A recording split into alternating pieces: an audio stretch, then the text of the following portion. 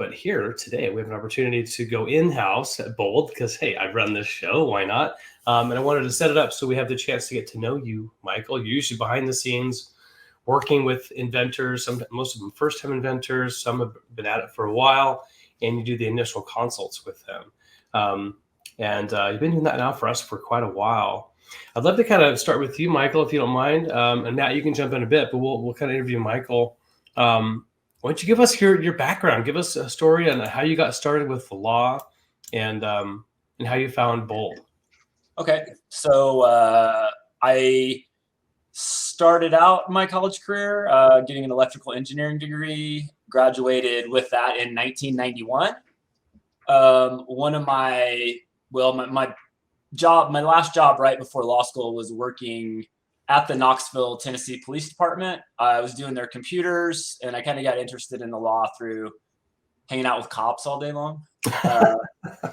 Thought I joined the reserve unit. I was a reserve police officer for about 18 months. We worked the UT football game. I did not know that, Michael. That's super cool, man.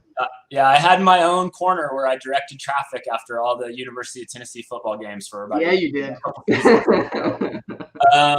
Then I got to law school. Well, so I thought I wanted to do criminal law.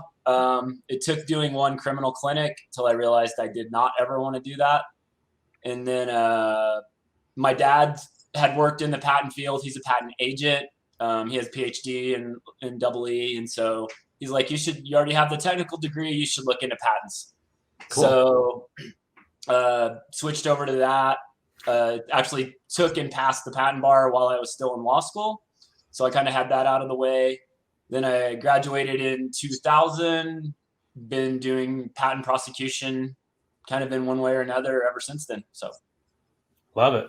For some of those maybe out there, attorneys don't know what patent prosecution is. What's the difference? Does that mean you're in court, out of court? That actually means I'm not in court and never have to go to court. Right. So, yeah, it just means it's just basically driving the process at the patent office for a patent application with the patent examiner. So. Cool. You mind sharing, what kind of firms you've been with over the years and how you ended up finding Bold? Yeah. So I started out at a medium-size intellectual property, I guess you would say boutique. I don't know what size makes it not a boutique, but at the time it was about 45 attorneys. Mm-hmm. And we had some, pretty large clients, large software companies that I did a lot of work for starting out as an associate. That's what I kind of cut my teeth on. Mm-hmm. Went through the whole law firm thing from associate to partner, was there for a total of 12 years, left there in 2012. And I had my own firm, just a solo firm, just me, from about 2012 to 2018. Was in-house for a little bit of a stint with the startup that didn't do it as inside patent attorney, essentially. Mm-hmm. That company had some financial issues, unrelated to patents, and kind of went down, essentially went away, and it's in the incarnation it was in. And then after that, that's, I was looking around, and that's how I found Bold. And I've been with Bold for, it was 2 years in May. So almost 2.5 years. Yeah. Awesome. And you've kind of found a sweet spot, where it's like, hey, you don't necessarily want to be grinding away, in year 20 of doing patent work necessarily. You're doing consultations. So what does that entail? Maybe for someone who's not familiar with that, what does that mean? And how is that, how are you able to speak with clients? Right. Well, I think it's one of the more unusual things about Bold. And actually the reason that I was drawn to the position was I get on the phone or a video call with a prospective inventor, most of which you've never been through the process before. Yeah. Might be a little bit nervous. And, we sit down, I have them kind of tell me about their invention. I'll run them through the patent process, which usually is pretty detailed because most of them have not had any experience before. But we'll go through the different types of patent applications. What's the content of a patent application? How's a patent application get created up through filing? And then I think the more interesting thing for some of them is what happens at the patent office. Well, there's some resources out there on how to draft your own patent application, I think, right, more than how do you deal with the patent examiner at the patent office? That's really there's a pretty big curtain across that. So I'll try to pull that back for them as well and just talk them through that and what they're looking at, realistic. What are you looking at end to end, time wise? What kind of financial resources are you gonna have to devote to this, and just try to really educate them and make them feel comfortable. So when they make a decision, they feel like they're informed. Love it. What would you say, like, the top reasons that they're worried? Like, what are they coming in like scared about or wanting to know the most? A lot of people have, the financial considerations are a big deal for a lot of people.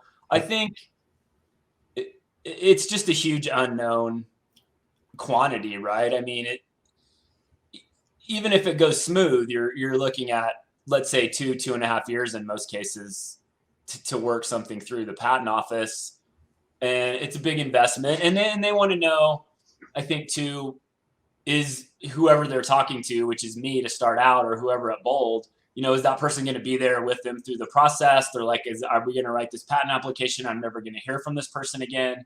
And I know that's a concern for a lot of people, because I often talk to people that have started out somewhere else and have gotten, pricing information that's actually pretty unrealistic to do patent applications. They've gotten, felt like other attorneys have dropped the ball on them. And so we've got to kind of work through some of those things too sometimes.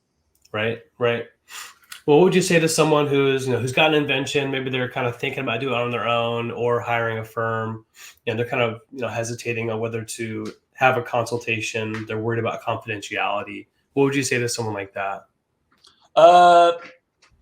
Confidentiality, I try to tell everyone, is not a concern. Most states, bar associations have ethical rules that we have to comply with as attorneys, which apply to prospective clients as well. And right. If we don't uphold those ethical rules, I mean, they can file a bar complaint up to, potentially getting disbarred. I think all of us like our jobs, and, we don't want that to happen. Right. So there's some concerns there. What was the other part of the question? Just, people that are out there that have inventions and they're wondering, whether to hire a firm or not, I think if you've never done it before, a firm's definitely the way to go. Because I'm going to say this from experience, because doing these consults, and I do somewhere between, 12 to 20 of them a week. So I have a wide variety of people that I talk to, people that are just starting out, people that have not talked to any attorneys yet, to people that are trying out other firms, to people that tried to draft their own provisional or their own non-provisional. Now they're in a little bit of a jam. If they've done a non-provisional, they're getting a rejection. They don't know what to do. And so, then we come in and have to try to figure that out. And one thing I will say, a lot of times it can be more expensive to fix what's going wrong than if you had started out on a good path to start with. Yeah. And then the other thing I will say there too, there's a variety of quality law firms, Bold being one of them, that I think are reasonably but realistically priced to help out small and solo inventors. If a deal seems too good to be true with respect to the cost for patent drafting, it oftentimes is, and I've seen that in my experience with talking to so many people. Love it. Last question here. So if I'm going to invest my time and money, speaking with you on a consultation, what am I going to come out of that with? What answers? What am I going to take away? You're going to get an indication. If you're doing it with me, you're going to get an indication if in my professional opinion, your invention is detailed enough to potentially move to the next stage, which often is going to be a patentability search. And if it's not, we can talk about that. How can you detail some of those things out? And then you're going to get a really, really good education on the end-to-end process, from patent drafting. How's a patent application get created? What are the different types of patent applications between design and utility, and then provisional and non-provisional within the utility space? What's going to happen to you most likely at the patent office of the patent examiner? And even as detailed as, what is a patent examiner doing?